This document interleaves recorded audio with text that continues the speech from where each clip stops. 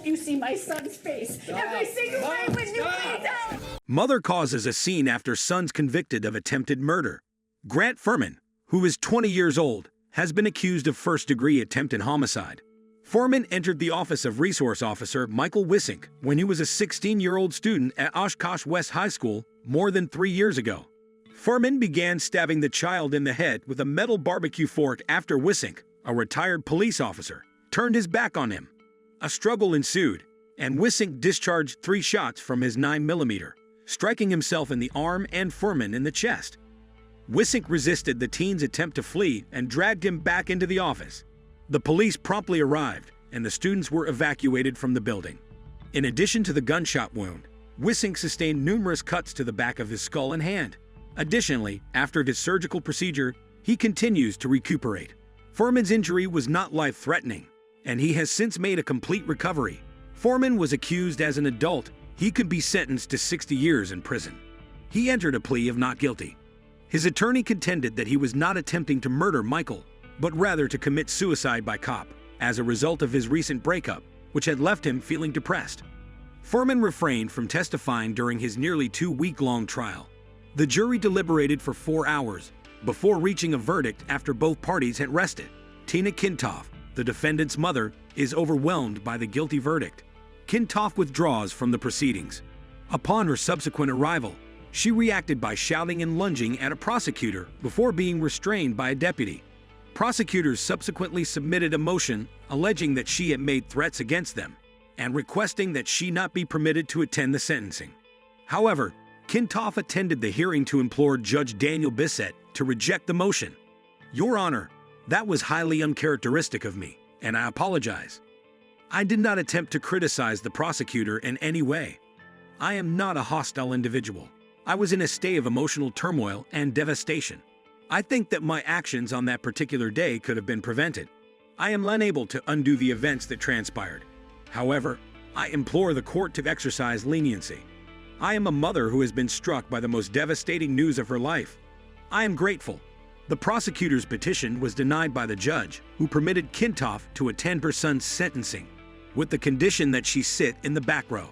Fuhrman extended his contrition during his sentencing 3 months later, with Kintoff seated at the rear of the room. "I am not a murderer, nor am I a bad individual. I would like to extend my apologies to all the students and personnel who were present at the school on that particular day. I sincerely apologize from the depths of my heart."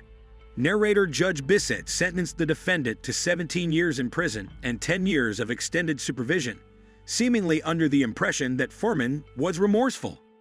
Fuhrman would be 37 years old after 17 years, and he is not eligible for parole.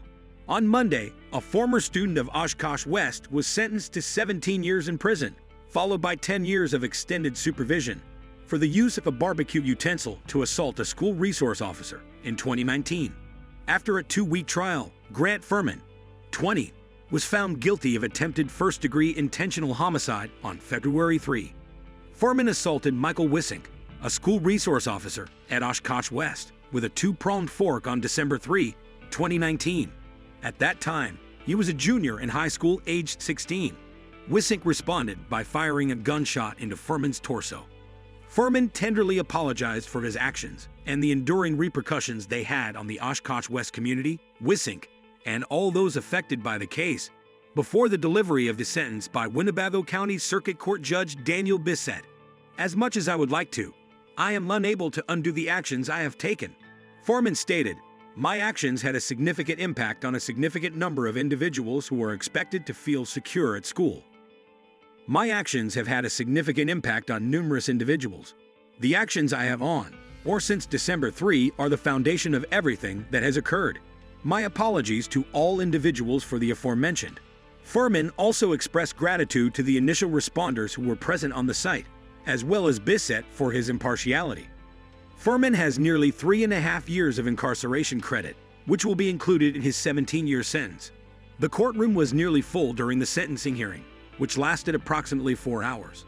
Attorneys reviewed the trial's arguments and deliberated on evidence that was not permitted to be presented, such as the influence of Fuhrman's ADHD medication on his state of mind on the day of the attack. Assistant District Attorney Tracy Pater contended that Fuhrman executed a premeditated attack to kill Wissink and obtain his firearm, as was argued during the trial.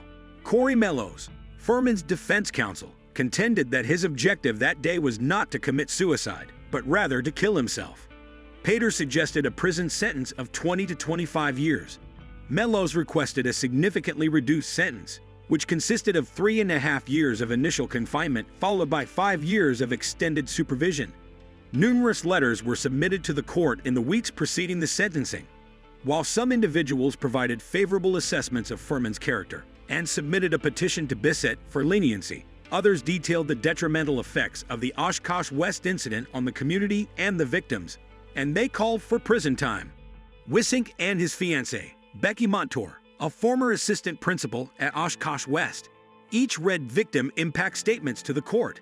The assault and its aftermath were described as having long-lasting physical and mental effects.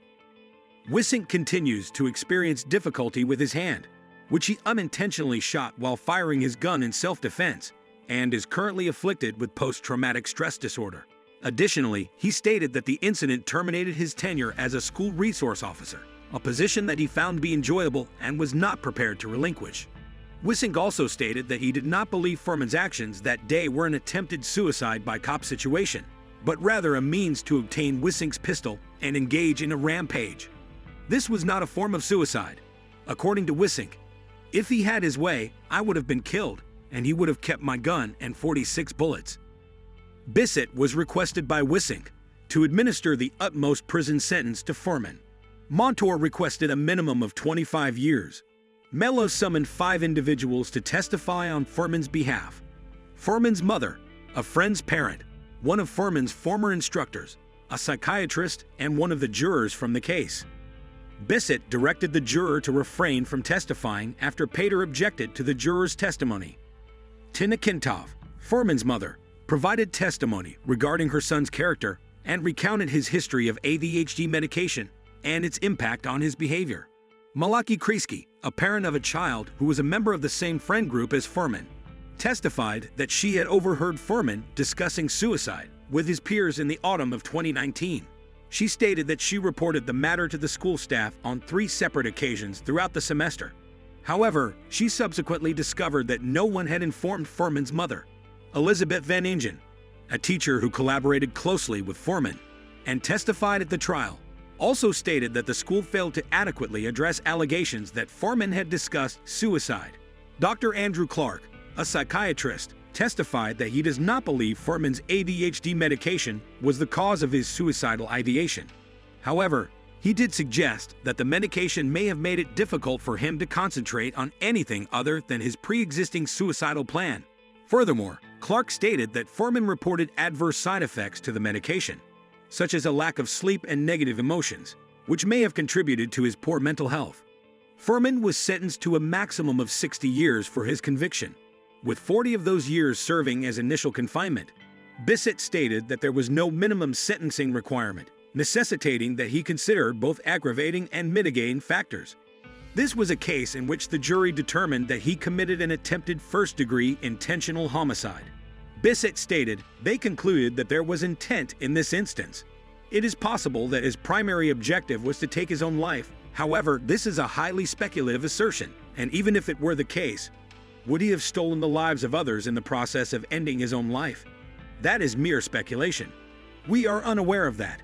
Bissett stated that he is confident that Fuhrman is sincere in his remorse for his actions, but he underscored the importance of delivering a fair sentence for a severe offense.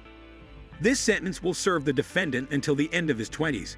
However, it is not regarded as a life sentence. There is a significant amount of life that you have yet to experience, sir, Bissett stated.